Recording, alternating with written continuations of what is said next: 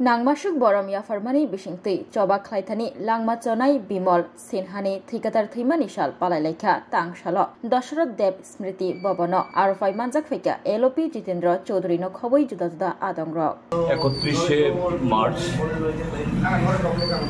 আজকের এই দিনে 1998 ইংরেজিতে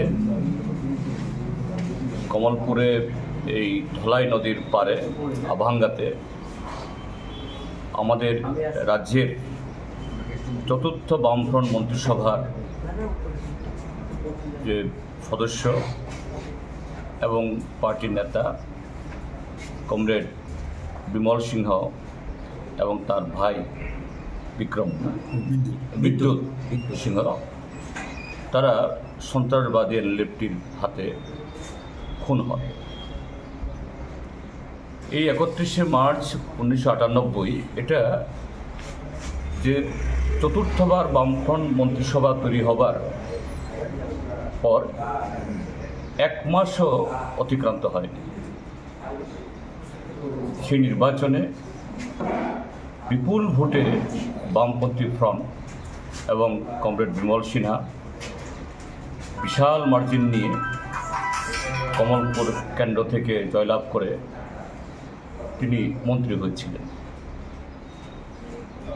এনএলএফটি তারা কারা? যারা সেই নির্বাচনে বামফ্রন্টকে হারানোর জন্য ওয়ার টাইম করেছিল। এই শক্তি এখন বর্তমান যারা শাসক দল নানা নাম নিয়ে কেউ কেউ সরাসরি এই দলের ভেতরে, আবার কেউ কেউ পরোক্ষে মিত্রশক্তি হিসাবে ত্রিপুরাজ্যে যে বর্তমান শাসক দল তাদেরকে শক্তি যোগাচ্ছে। তারা যখন গণতান্ত্রিকভাবে বামপন্থীদের হারাতে পারে না, তখন কোথাও সন্ত্রাসী কার্যকলাপ, কোথাও সাম্প্রদায়িক জিগি, তার সাথে আরও নানাভাবে যে গণতন্ত্রকে জবাই করার জন্য তারা আমাদের রাজ্যসহ সারা ভারতবর্ষে আমরা তাদের যে বর্তমান যে চেহারা আমরা দেখি।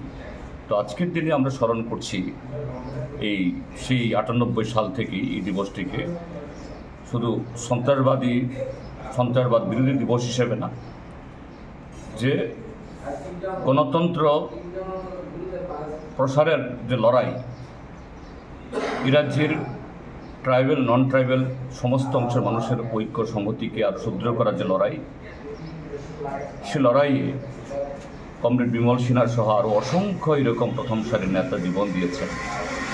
আমরা তাদের এই লড়াই, তাদের এই সংগ্রাম, অসমাপ্ত যে কর্মধারা, এটাকে এগিয়ে নিয়ে যাওয়া আজকের দিনে সাম্প্রদায়িক ভারতীয় জনতা পার্টি তারা এইভাবেই বিভিন্ন সাম্প্রদায়িক শক্তি হয়তোবা গণতন্ত্রের আলখাল্লা পড়ে তারা সাংঘাতিক গণতান্ত্রিক দেখান, কিন্তু এই শক্তি কখনোই এই রাজ্যের মানুষের যে বিভিন্ন সম্প্রদায়ের মধ্যে সংহতি, তার গণতান্ত্রিক চেতনার বিকাশ এবং সার্বিক উন্নয়ন চান না, আমরা লক্ষ্য করি। কাজে আজকের এই দিবসটি খুবই তাৎপর্যপূর্ণ।